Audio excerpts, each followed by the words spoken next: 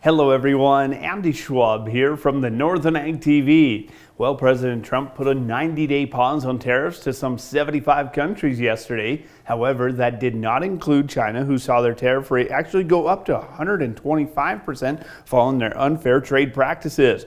President Trump also substantially lowered the reciprocal tariffs during this period at 10%, as that came out on Wednesday afternoon. Now, that latest move helped the markets rally in the late hours of the trade and drew appreciation posts from many ag groups.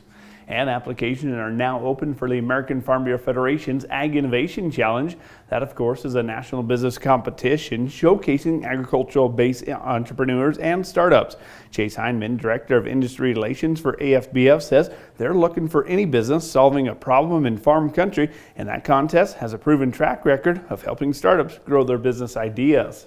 For example, after several years of development and initial sales, the 2022 Ag Innovation Challenge winner, Crane Weevil, is now planning on launching their breeding bin safety and management robot later this fall nationwide. Another previous winner, Swine Tech, which is a developer of pig management products, including a piglet crushing prevention technology, has secured dozens of patents and raised millions more.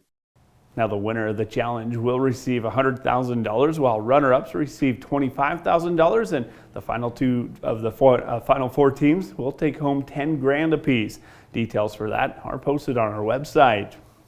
And speaking of technology, our Network's Ag Director, Coulter Brown, was able to attend day one of the MSU Nutrition Conference in Bozeman this week.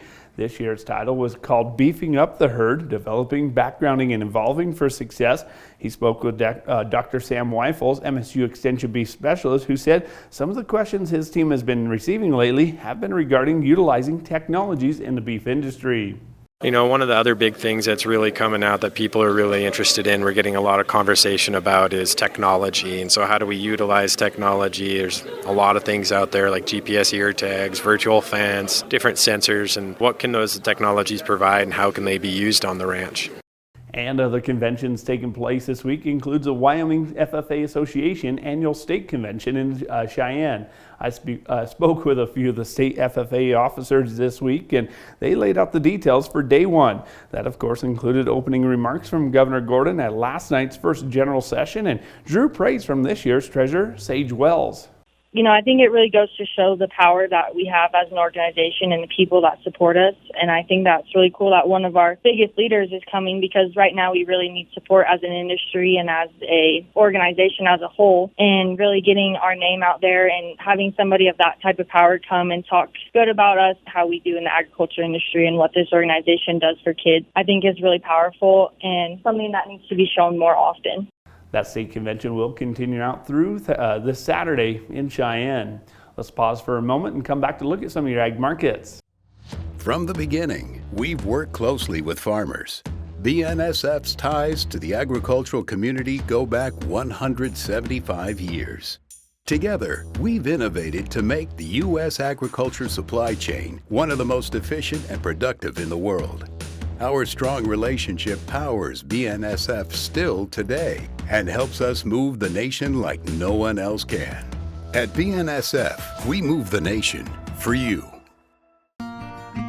Talking with someone that you know is stressed out, those are difficult things to approach, but if you're good friends with those people, reach out and say, I'm here to talk to you. We can find somewhere to get some assistance. It's hard to get involved, but at the same time, you want to just say, hey, there is help available. For more tips in dealing with stress in agriculture or for free counseling for egg producers, visit beyondtheweather.com. As mentioned earlier, trade rallied sharply higher in the late session trading following President Trump's announcement on the pause of the tariffs. As a matter of fact, some of the live cattle futures hit their daily limits, while the stock market rallied 7 to 12% themselves. With that rally coming at the end of the session, traders may utilize the early morning trading today to get on board with the higher markets. However, the latest World Ag Supply and Demand Estimates report is set to be released at 10 a.m., so we could see some shifts following that announcement. And local auction barns continue to see reduced headcounts on the season right now anyways. For Bowman auction this week, a lighter run of the feeder cattle sold with good demand despite the pressure from the futures board in the early weeks trading sessions. The sale barn also had a good big run of weigh-ups, heiferettes, and coal cows that found a very strong market. And wheat markets were able to join in on that late session rally in ag markets. Unfortunately, though, May KC winter wheat futures continue to struggle to bust above that resistance level of 570 bushel, which has stalled out that rally attempt in the last 5 of the past 6 trading sessions. Meanwhile, it should be noted that September Minneapolis spring wheat futures have strung together a 3-day rally and close above the resistance of their 100-day moving average at near 630 a bushel for the first time since mid-March. As mentioned earlier, markets will trade heavily, or will likely not trade heavily until after that WASDE report is released at 10 a.m. Well, that's going to do it for our Ag TV here on Northern Ag TV. I'm Andy Schwab. Have a great rest of your day.